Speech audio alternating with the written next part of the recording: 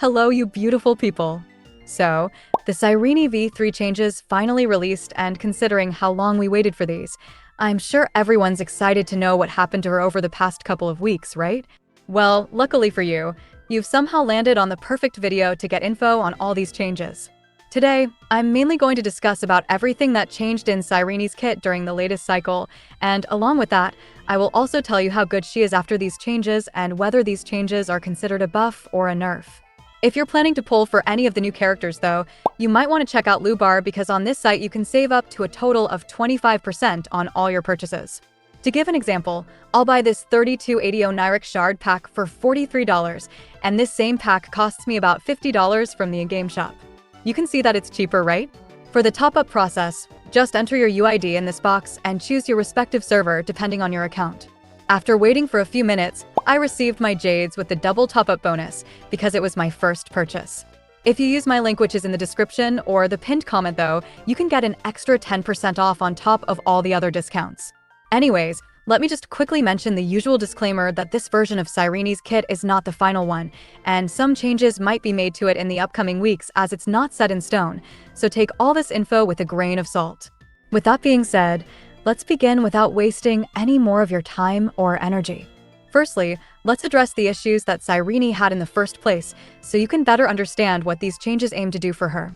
So, she is a character that was plagued by having a really difficult ultimate to charge. It took so long, in fact, that it basically became a running joke in the community that Phainon is still waiting for her ultimate to charge even after 33 million cycles. This would be okay though if it was a situation like Robin where when she does use her ultimate, she gives such insane buffs and effects that it makes up for her very long ultimate charge-up time.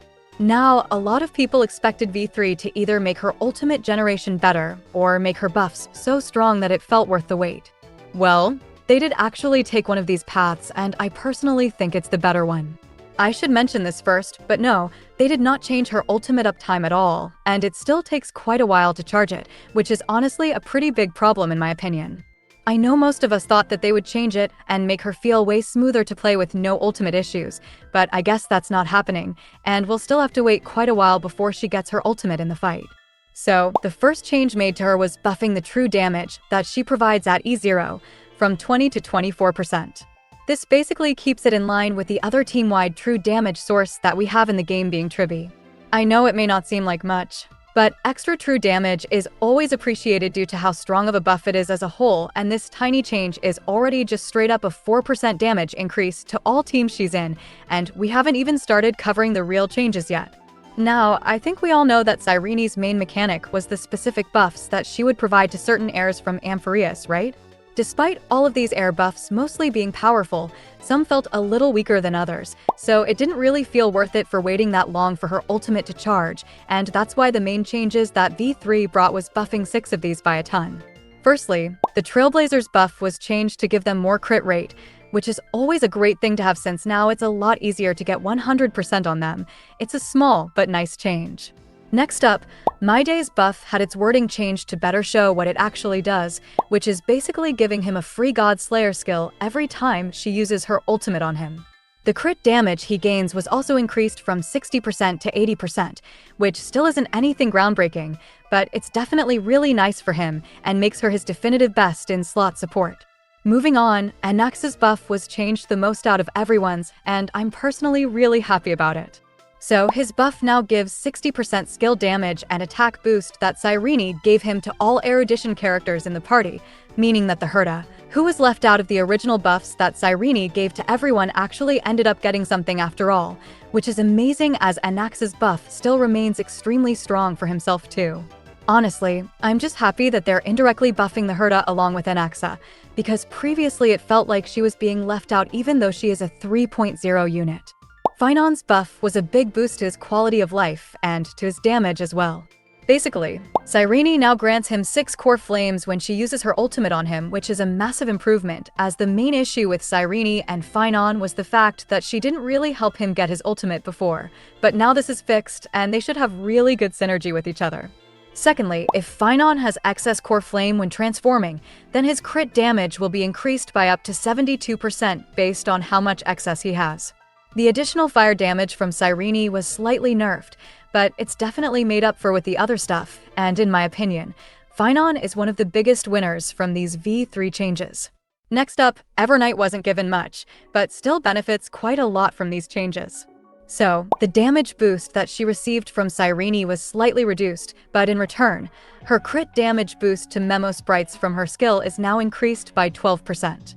This means that if she has around 250% crit damage in battle, she will grant 30% extra crit damage, which by itself isn't really that much. When you take into consideration though that it's 30% crit damage for the team, it actually is really good as Hyacinth and Castorice both gain a ton of damage from this buff. Lastly, Dan Heng wasn't given much, but now his damage boost effect to the bondmate is permanent instead of being 2 turns, which is a great quality of life buff. Welp, I know that was a lot to digest, but I generally see this as really big buffs for those mentioned before, with every single character gaining a ton more from Cyrene, and the ones not getting buffed in this patch already had really strong effects and definitely didn't need buff anyways. The only real loser is Cyrene in my opinion, who still doesn't really gain anything at all and doesn't have a strong effect in the first place, so I feel kind of bad for her. Everyone else though is a winner, and I'm happy to see these positive changes. Now, back to Cyrene. Her old E1 was basically moved to her base kit, and her personal damage on her Memo Sprite skill was improved by a bit, so she'll be doing a ton more damage and doing her damage skill a lot more often. Finally, I want to quickly go over her light cone too, as it was surprisingly nerfed, because it now gives less crit damage and less vulnerability too.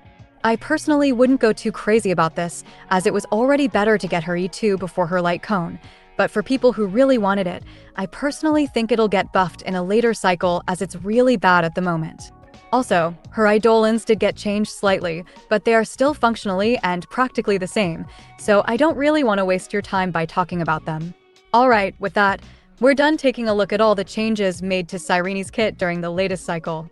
Overall, I want to say that I think her base kit is a lot better now. They didn't fix her ultimate generation, but this is the second best thing they could do, as her ultimate really does feel a lot more special when it gives unit-breaking buffs, and it doesn't feel as bad to wait when your characters do so much damage that it doesn't even matter. Her kit still isn't perfect at E0, but considering that her ultimate will reward you much more for using it by compensating with these new and improved Heir buffs, it feels like a good trade-off and I like it, and there's still time for them to change her ultimate generation, so we can look out for that in the future. Also, I didn't mention it before as it gets annoying, but if you liked the video, then do consider subscribing. With that being said, I love y'all and I will see you in another one.